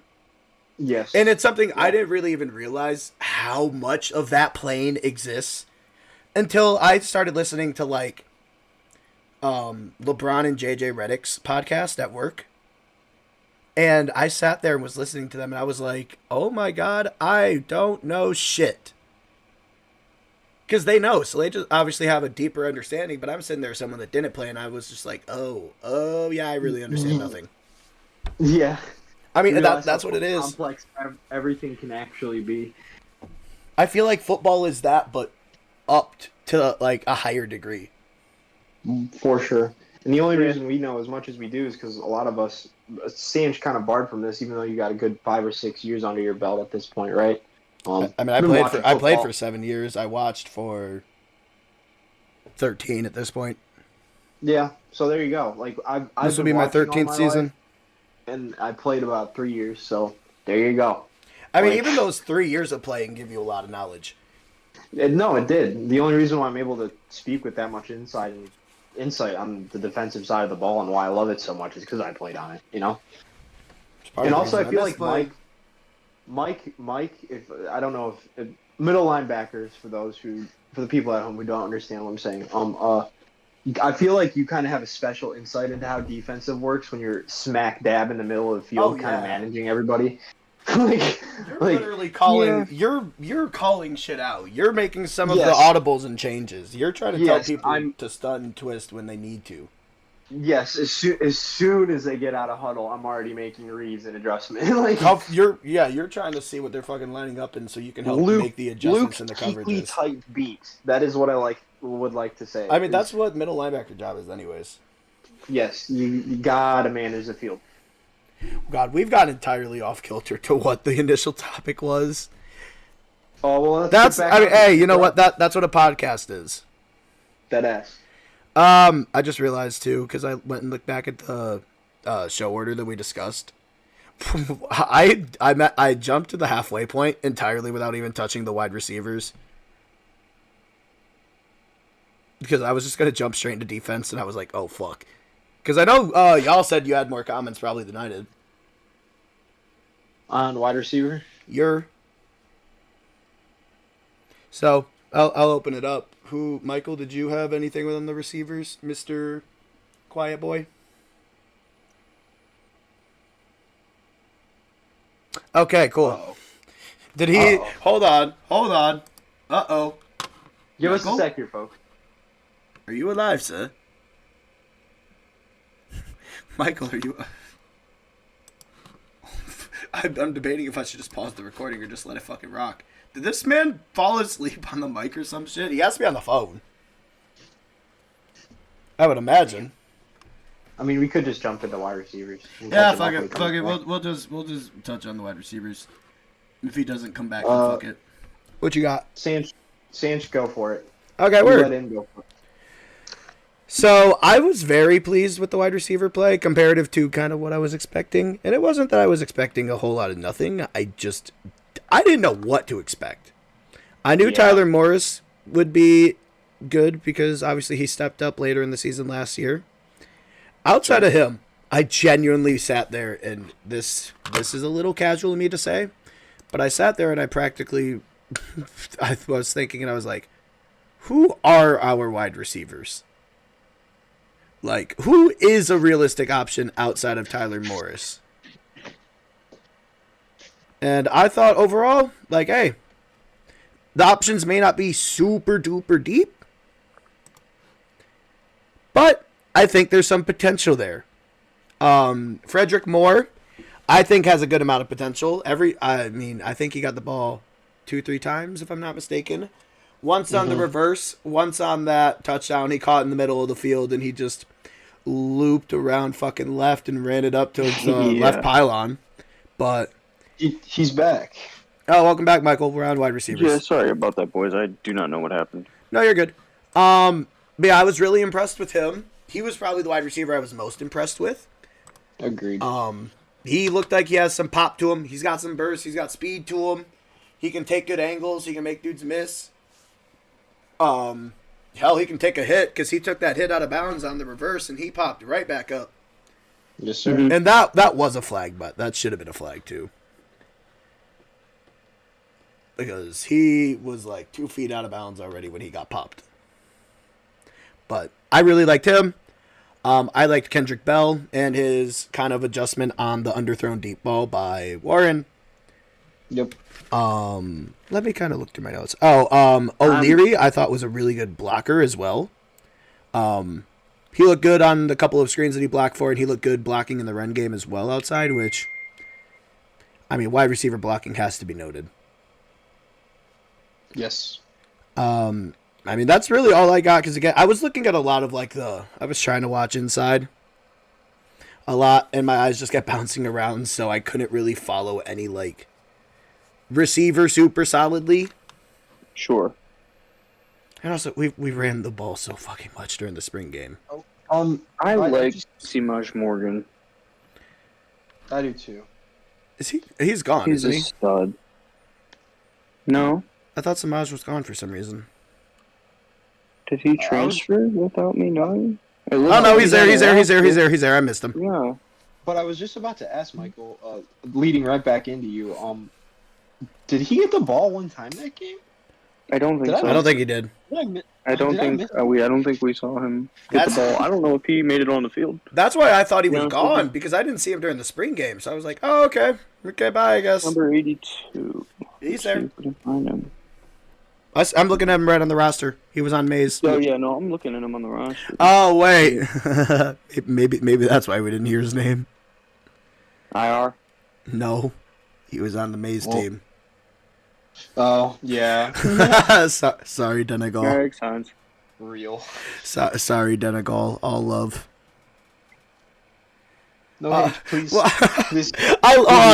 He's just improved. I love how I make that comment, and the only 2 other wide receivers I've talked about were on the Maze team. Oh, boy. All right. So, hopefully we'll get to see them prosper game 1. I know. Who, Do Michael, something. you had someone that you were really liking. Me? Specifically, let me look at what I got written down. Blue team? Was there not? Or were you just telling us fun facts about bro? Oh, yeah. Mr. Chesson. There you go. Dude, I'm excited to see what he turns into. I mean, we've only got 1 year. He played pretty good at Dartmouth. For anyone that doesn't know as well. Oh, yeah. Jay Hughes' brother. Sorry, I didn't mean to steal your Hughes' thunder. brother. And I mean, he's not huge, 6 foot, 190. but he's a slippery little one. I mean, 6 foot, 192 is good size for a receiver. If he's got good wingspan to him, then that greatly increases his potential. Well, and if he's anything like his brother, he could jump it. I was about to say jump ball is going to be a fucking great thing. But Jay Hugh was also, if I remember correctly, not the biggest. Nope. Was he not? Maybe it was Maybe it was just the way maybe it was just the way he played then. Brother might have been, I think, 6'1". I think 6'1", 6'2". If I remember correctly. No way I'm currently having the Garrett Wilson effect with him, where I thought he was... Okay, no, he's 6'2". Yeah, I was right. I thought he was 6'4", I'm not going to lie. He played massive. Yeah, no, dude was a dog. Hold on, Who I'm was? gonna do this for myself then. How tall was Amara Darbo? Because he also was another like, hey, I'm gonna jump up and get that fucking thing kind of guy. Yes, yeah. High ball, engage. Didn't they play together? Yeah, they're both 6'2". Okay. Damn, yeah, He they has- played big as shit. He has 71 yards in his NFL career. I'm sorry, Amara. Depression. I'm sorry, Darbo. He deserves so much better. Anyways, back to our current wide receivers. Anything else on the Chesson, Mr. Michael? I mean, hopefully he'll play good. I didn't see a whole lot of him. Okay, so you were Did more just anybody making else? note. He made a few plays. I was just curious. I know he had a couple receptions, but He had a I'm few just curious catches over to the middle. see if he's anything like his older brother because, well, he used to show up and show out for us. Oh my god. Oh, yeah. I just saw another thing that we didn't finish talking about. Okay, we'll get there when we're done. Griff, anything on the wide receivers? I'm pretty much echoing your point. I really like Kendrick Bell. I think his cone's pretty big just from the way he made adjustments on a lot of bad throws, or a couple bad throws, I should say. Mhm. Good safety blanket. We already, you already talked about Tyler Morris. Yeah, the dog. We already know that. I think Peyton O'Leary is a decent option if we need someone to step up. Because if I remember right, he is a big boy, tall boy. On the grand scheme of things, I genuinely think this is going to turn out to be a pretty solid wide receiver room. Like, we're not going to have any glaring complaints, if you know what I mean. Yeah, Peyton Leary, by the way, is 6'3", 200. So Ooh, whew. he's definitely Nice. there. And we didn't talk about him at all, but he doesn't need talked about. We have Colston Loveland. Yes. Yeah. Yeah, y'all already No, know. he's gonna be a stud. All right, now let's jump to the defensive side of the ball because Sam Laporta type beat. we might have to speed through a little bit more just because I'm probably actually give me a second. I'm gonna text my work and tell them I'm gonna be late to our bowling thing. But hold on. Okay, cool. Excellent. All right, defense, or as I like to call it, the Wink Martindale moment. So, I feel like it's kind of good to just talk about the defense as kind of like a blanket one here. Yes. Because, I mean, I'll be real, I could gauge a decent amount, enough to have, form an opinion, but I don't think it was really enough for me to gauge off of one spring game to say for sure whether I think this is going to be a good or a bad tenure. I'll say that I thought the defense played, obviously, really well. The only reason why I say, I have any sort of pause on anything is, as this is titled, Wink Martindale moment. For anyone that doesn't know how he ran his defenses in the NFL, he's a very, very aggressive play caller. He likes to run a lot of blitzes. He'll send pressure from a lot of different places, from a lot of different players. He doesn't always disguise it. Nope. No. Half the time he doesn't disguise doesn't it. need disguising. No, but it would be nice to disguise some of your blitzes sometimes. Or do the alternative, fake a blitz and drop him back into coverage. But 9 times out of 10 with Wink, what you see is what you get. Yep. I have my own sort of pause with that type of play style. I watched Don Brown do it for 5 years at Michigan, 6 years at Michigan, however many years it was. Mm-hmm. And he always had good defenses. So Yep. I think Wink Martin. Look, this is where I think it's going to be. And I guess this is more prediction talk than based on what I actually saw. But it's not because, I saw stuff during the game that backed up my thinking already. And Wink's been in the league for a minute. We've seen his defenses year in and year out. Yes.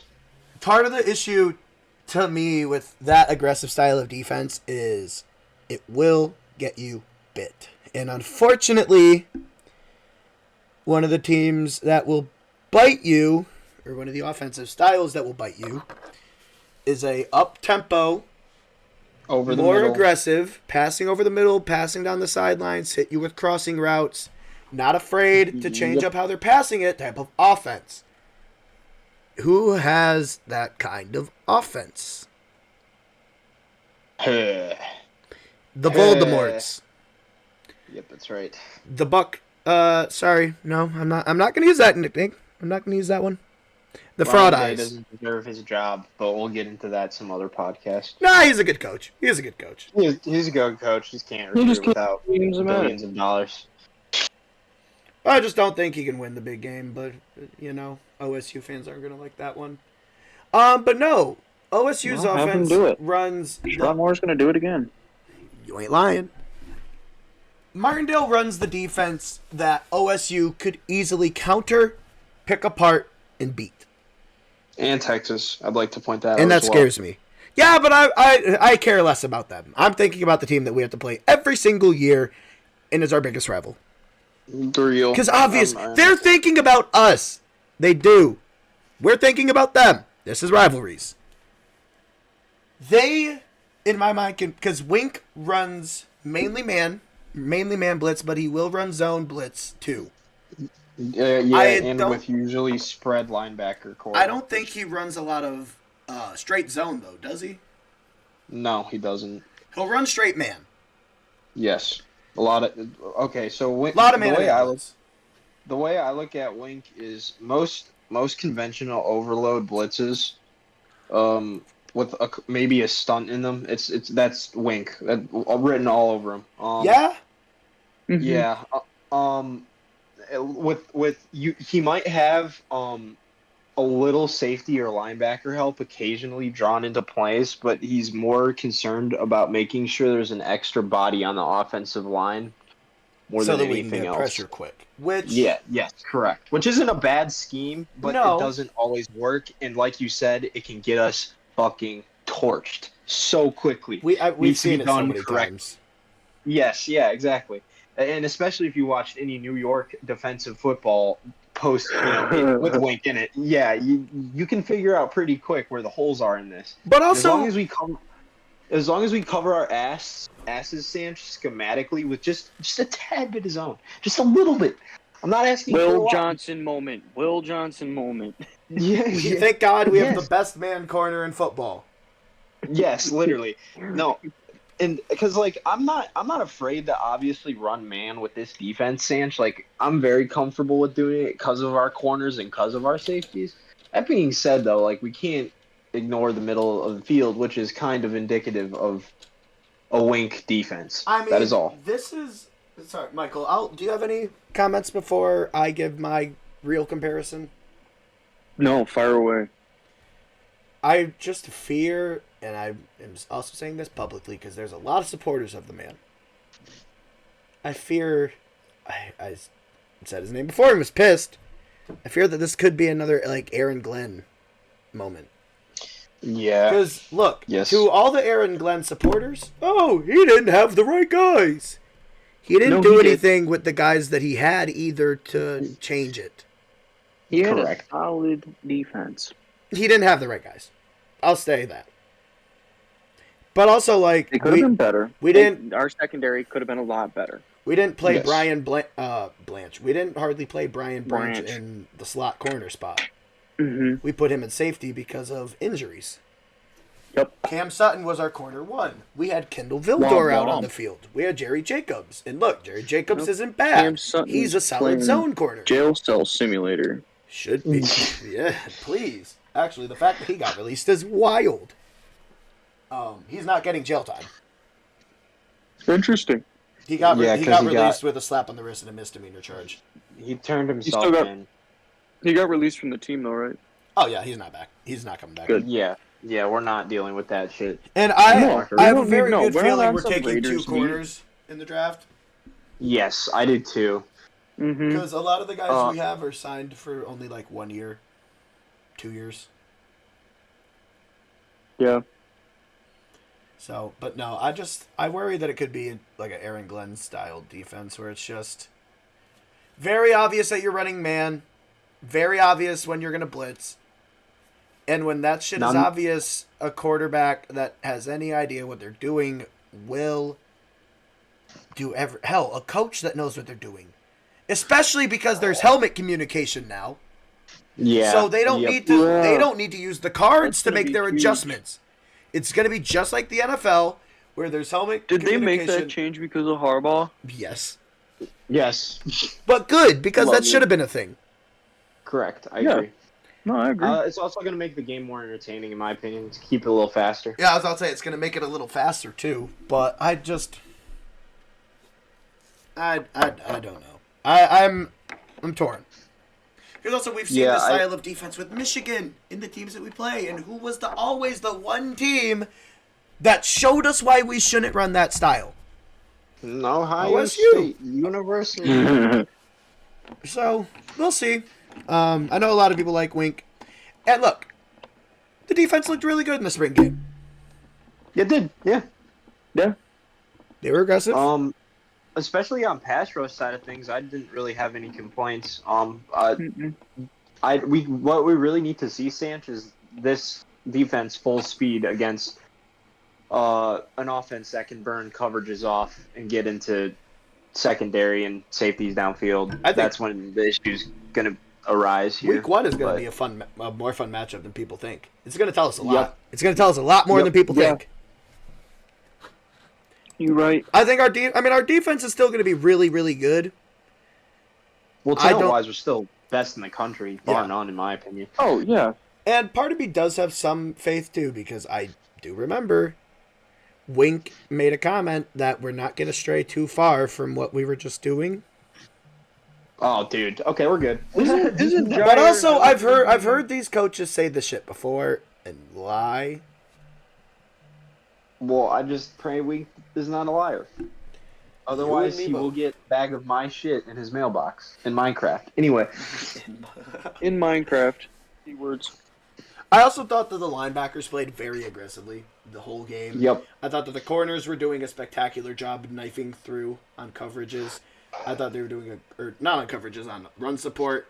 They were doing a great job cutting in on the blitzes. Everyone was taking really good angles. Yep. Yeah, I agree. Mm-hmm. I mean, I think that the defense isn't going to be a problem. And then we watched two competitive top 25 teams play. Yes. Real. Yep. Spot on. Also, I just saw this in my note again. Does anyone have any idea why the fuck we showed Khalil Mullings in Wildcat? Yeah. What was that? Throwback to Jabril Peppers and Blake Corum days. That was just like a. Well, no, I didn't think Corum didn't run a lot of Wildcat. That was Hassan that we would put in the Wildcat sometimes. Yep, you're right. But either way, I saw that and was just like, what the fuck? Oh my god. I'm just looking through to see if there's anything else that we really had. I don't think there is. Oh. Yes, there is. Not in regards to the spring game. But we were talking about our schedule earlier and entirely just switched topics and stopped. Yes, we did. We went up to Texas and then stopped. What's the third game? Arkansas State, which is one of the games I expect to be a murder. Yes. Second. That's What up? That's a crucifixion. Boston won. Boston won there. I forgot NBA playoffs are on right now. Good lord.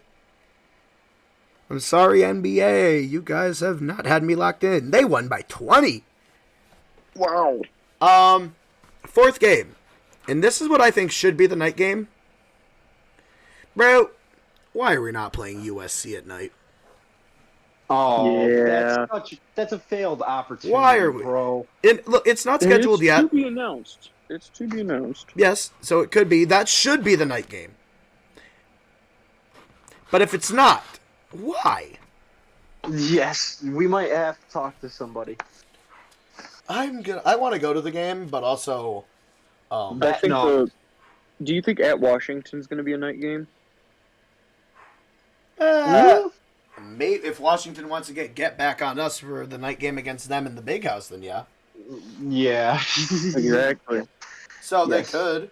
I want to. I'm doing a Google though. Just real quick while we're recording. Bear with me, everyone. Because I mentioned I want to go to Ann Arbor is going to be crazy. I mentioned I want to go to the USC game. No, dude. I might want to just pull like a Tickets are pizza house $270. for Oh, USC. boy. Yeah, that's why. Yep. Because like if we wanted to go as a group, that shit would be expensive. Oh my gosh. Game 5 is the Minnesota Golden Gophers battle for the Little Brown Jug again. Woo! PJ Flex Roll. gonna give us our fucking trophy. Yet again. Yep. Well, we And our have flowers. it, but PJ Flex Yes. likes Yeah, I was us. going to say, we have had that. You knew what I was saying. So after that, PJ Fleck has done a very good job at Minnesota. I agree. But- am I think missing this promotes games? us more than- 1, 2, 3, 4, 5, 6, 7, 8. Why is the whole schedule not on here? Oh, I'm an Oh, idiot. I'm looking at the whole thing. I wasn't. I was looking at a ticket website. I was like, After Minnesota is Washington at Washington. okay. Revenge game. Yep, okay, I have the schedule up now. $200. Oh my god, the Texas game is $450? Oh, they're hating, dude. I was just No gonna ask- shot. No shot. I just found the box score. Are you serious? After we just how long have we been recording, Steve? We've been going for an hour 45. April 20th, 2024. Are you Aw, fucking man. high? Send that! Oh, Send it to the Discord now. 22. Send it to the Discord now. Oh my Send it to the gosh. Discord now. You are high. This was not here when I first. You're clicked on the fucking with me. website, I swear to God. We all searched for this. We prefaced this before we even got into it. I think this literally just got. This sounds like added. a bit. This sounds like a bit right now. No, dude, that's the craziest podcast foreshadowing I've ever had. This sounds like a bit. insane. Are you serious? There's your No. box score. No. Fuck you. Are you serious?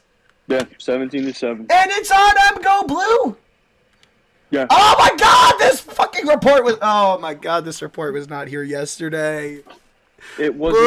Bro, we have today, the thank full. you. We have looking. I'm staring directly into the soul of the 15-page NCAA scoring summary report with every statistic. Referee Sharon Moore. Thank you. I was gonna say our official was our coach, brother. Okay, Tavier Dunlap had fucking 15 for 66. It felt like he had better than that, honestly. Benjamin Hall, Yeah. 11 for 33. Gross.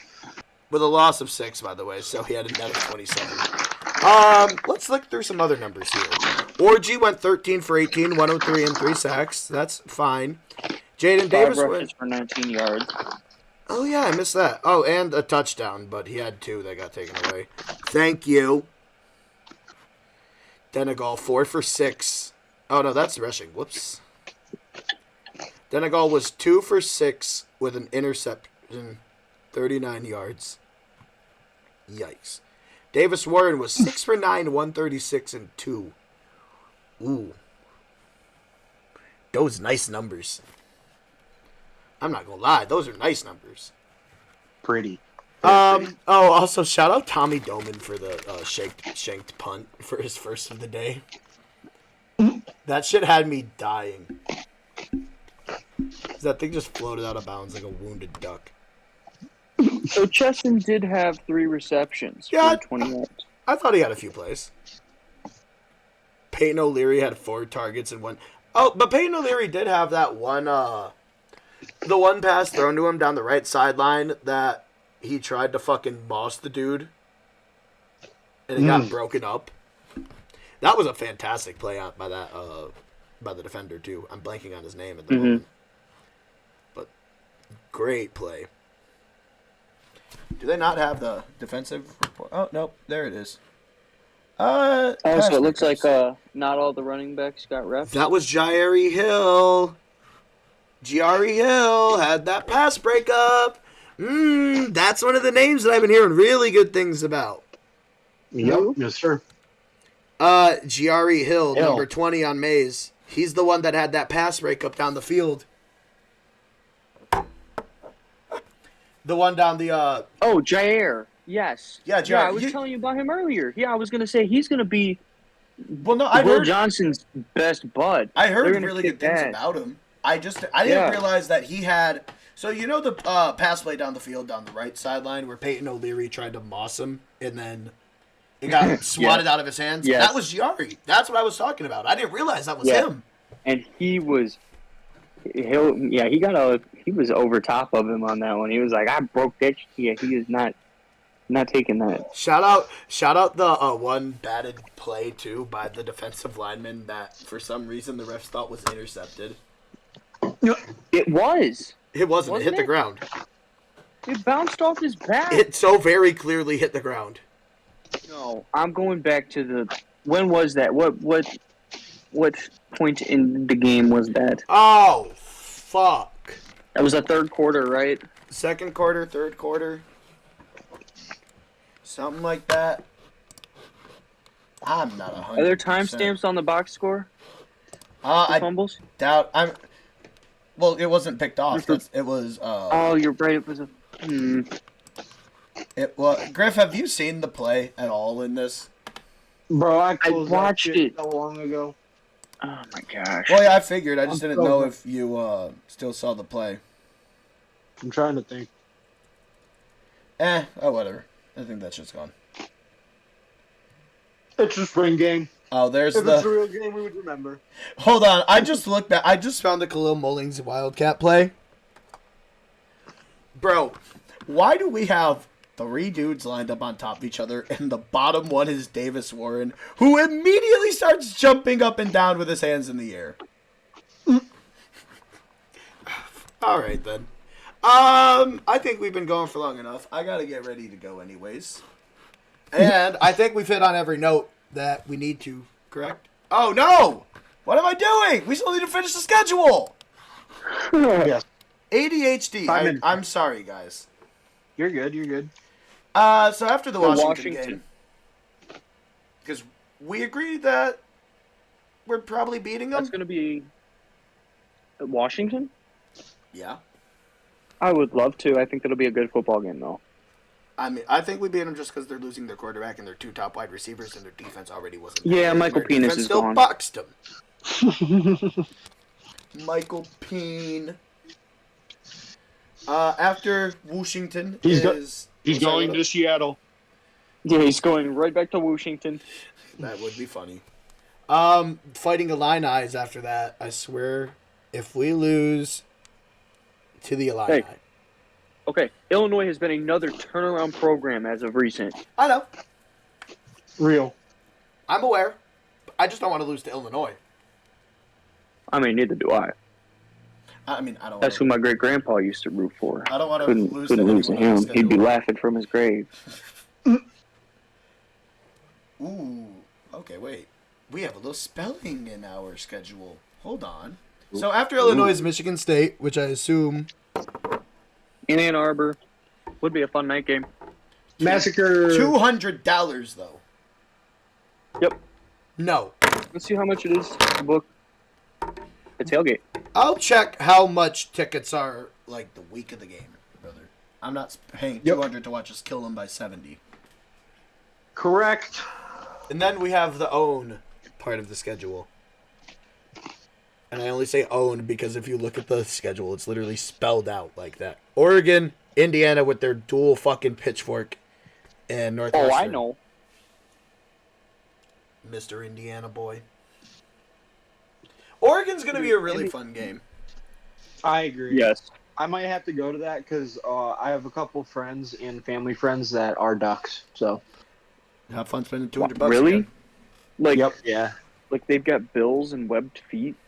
Oh, yep, bro. They quack all the time. Perry. That's crazy. Oh God. That is going to be a good football game. That will be a That's really. real I Yeah. have a lot of respect for Dan Lanning as a football coach. He knows what he's doing. Yep, I agree. I Especially thought. after last year. I really thought that if they made the playoffs, we were going to have a run for our money, and I'm so glad that they didn't. I agree. They were the one team that scared me. They were the only team that struck any amount of fear into me in the playoffs outside of Alabama. And we beat Bama, so shrug.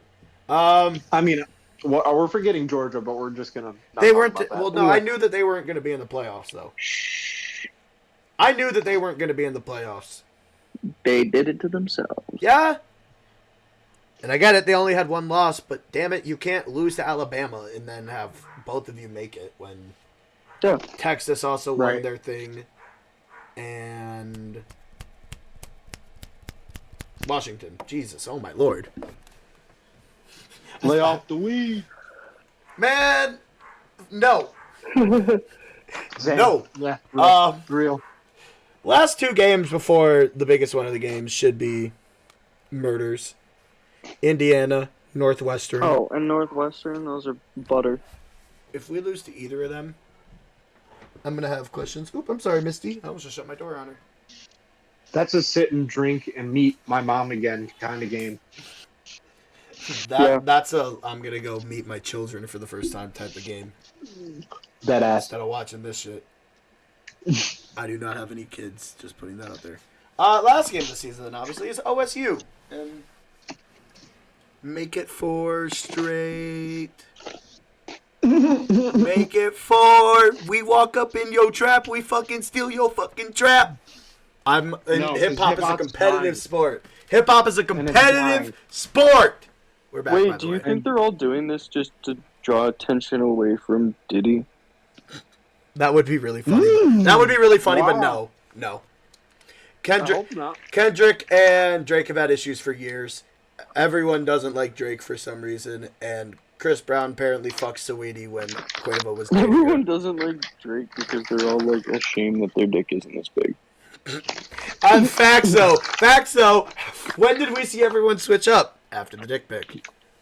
I'm so dead. The day that that's exactly what happened. the day that shit got leaked, everyone was like, oh.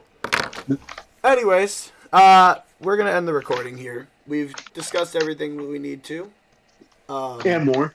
There was a little pause in there. I had to pause it. It will be edited out in post. You guys don't have to worry about it. Unless I don't edit it out in post, in which case, fuck it. Fuck it. I'll probably edit that in post. Alright. This has been the first iteration of the Sanch Ranch. We will be back next week. I'm putting the stamp on it. We will be back next week. I don't know if it'll be the same group, but at least I will be here. I have been your boy Sanchez. This has been an episode of the Sanch Ranch, and I bid you all adieu. Have a great day.